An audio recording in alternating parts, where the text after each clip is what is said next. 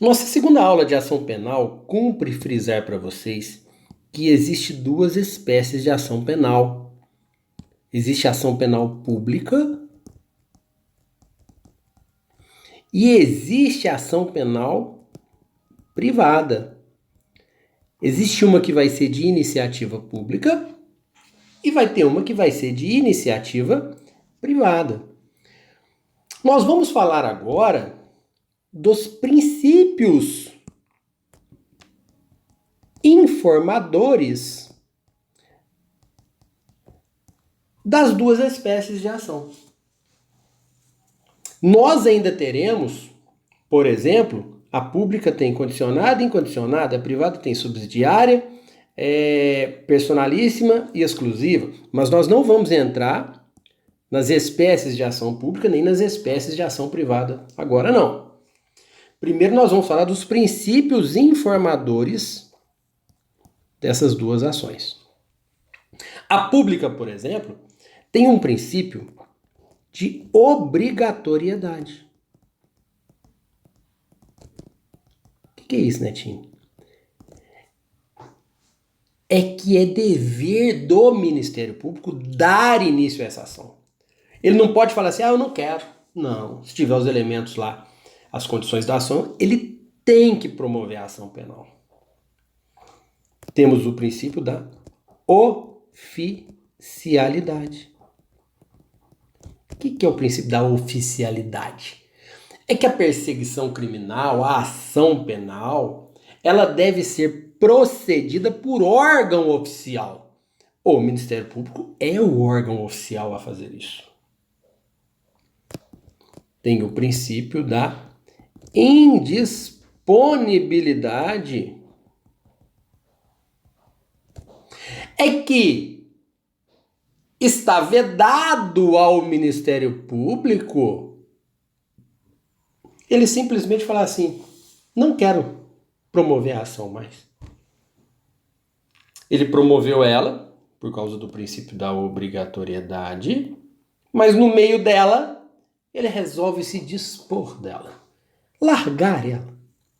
Mas não pode, por causa do princípio da indisponibilidade. Ele tem que ir até o final. E lá no final, claro, ele pode pedir absolvição, pode pedir a improcedência da ação penal. Mas ele não pode simplesmente dispor dela sem razão nenhuma a seu bel prazer. Indivisibilidade.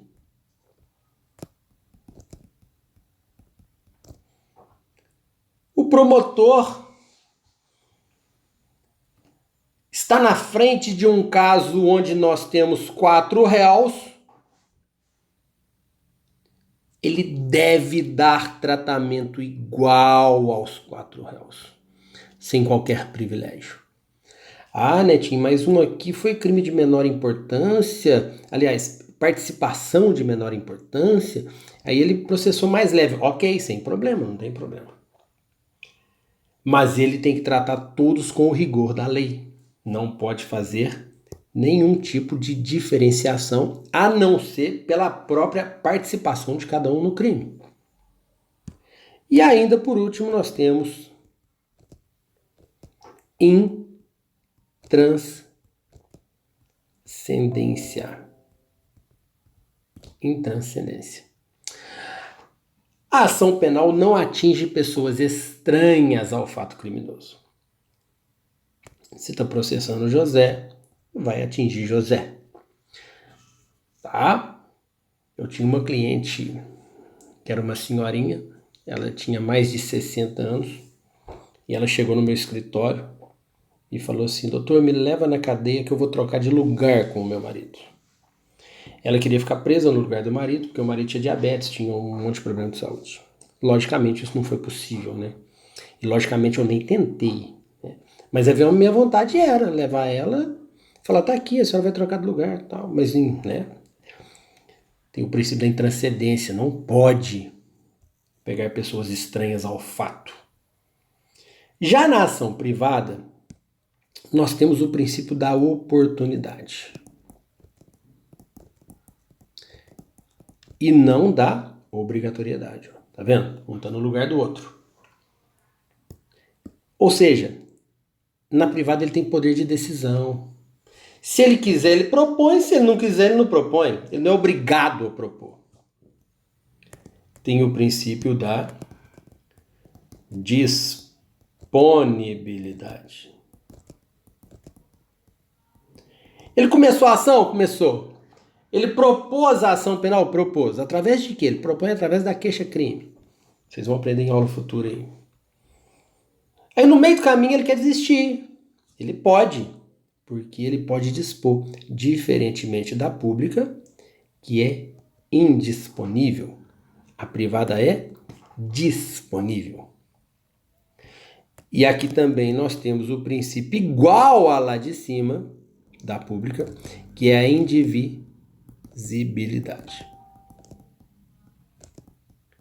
Imagine João sendo xingado por crimes de calúnia, difamação e injúria por 4 jovens. E aí ele resolve processar 3 e um não. Não pode. Se ele quiser promover a queixa-crime contra um, e se as provas corroboram para demonstrar que os 4 cometeram crime, João deve processar os 4 através da queixa-crime, uma ação privada. Se ele processar 2 só, a ação vai dar errado, a ação não vai para frente, porque está quebrando esse princípio da indivisibilidade e ele está exercendo a divisibilidade. E se ele está perdoando esses 2, ele também tem que perdoar esses 2. Tá?